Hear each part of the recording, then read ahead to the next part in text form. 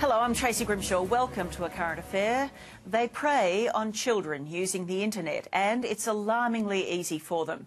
Perverts who do their stalking from a keyboard but are always looking to escalate the contact with their young targets. But police are onto them, and tonight you can watch as this sick game comes to an end. Well, today's the culmination of a job that's been going for a number of months. Are you going to be arrested? He believed he was meeting with a 14-year-old boy. You're not obliged to say or do anything unless you wish to do so. Every arrest is the saving of a potential victim from being harmed. This is the moment police arrest an alleged pedophile. You'll be placed into custody, do you understand that? A man in his late 50s who officers claim they've been talking to online while pretending to be a 14-year-old boy. The man is already known to police. We'll have to stop meeting like this, I think. Unlike the man under arrest, police don't find this situation funny. Today's meet and greet the end result of many weeks of hard work. These officers work in the Child Exploitation Internet Unit. The team has 14 specialised staff who are dedicated to identifying online predators. What do you do on these computers? Communicate with people that are exploiting children online. Often we communicate with sexual predators on these computers. It was on these computers Detective Sergeant Richard Long was in contact with the man who's just been arrested. We can't show you his face or tell you his name for legal reasons, but we're with police through the entire investigation. This occasion he's under attention. We received some information from Queensland that he was trading in child abuse material, and also we received independent news that he was trading in child abuse material of Western Australia. After receiving the tip-off, officers start looking at the man's online activity. Pretending to be a 14-year-old boy, they talk to him several times. Detectives will allege the man made sexually explicit comments, asked sexually suggestive questions and arranged to meet the child at a train station. He believes that he's going to meet that young boy for sexual activity with himself. On the morning of the arrest, police gather for a briefing before heading off to meet their target. Officers are positioned around the station so he can't escape. As soon as he's spotted on the bridge, Detective Inspector Michael Haddo and his team come from all directions. We had a pretty good view of the station, so we're able to certainly confirm that it was him on the bridge. You're not obliged to say or do anything unless you wish to do so. Whatever you say or do may be used in evidence. Do you understand that? Look, the arrest itself was very smooth.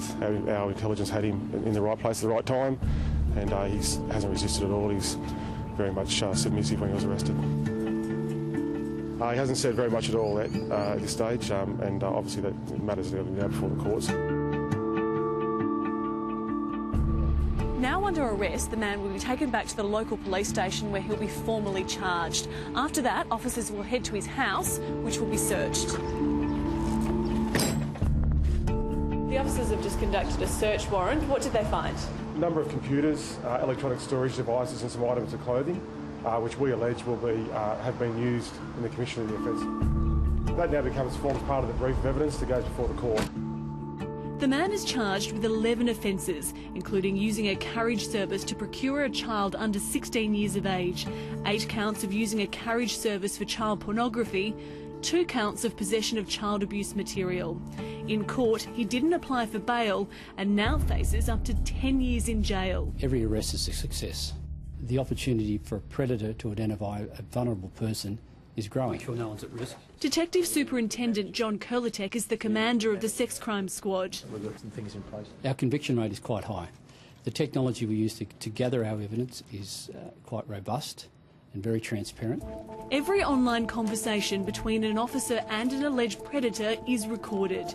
This is a recent example of parts of a conversation between police pretending to be a 14-year-old girl and a convicted pedophile. He said, what do we want to do for fun? And we said hanging around with our friends and and doing activities like that. He's come back and said, look, I love shopping, four-wheel driving, horses, photography, bikes and sex. He asks her, where does your mum work? Will you be home alone? He said that we're nice, and we said thanks. He said, you're welcome, I really want to meet you. So this is where it becomes quite disturbing for us. When officers ask what they'll do, he says kiss and cuddle. We've also seen incidents where they'll try and convince them to take quite explicit photographs of themselves, send those photographs, And then all of a sudden those photographs become a form of an extortion, that if you don't send me more, I'll publish those as a threat. The police advice: never send a picture of yourself to anyone you don't know.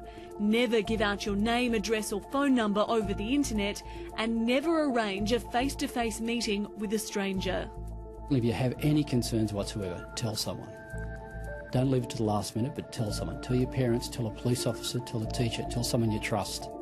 For parents, the tips are: keep the computer in a room used by the whole family. Get your child to show you their Facebook and email accounts, and consider installing blocking software. The internet is here to stay. Its capacity will only increase. People will have more access. The opportunity for a predator to identify a vulnerable person is growing.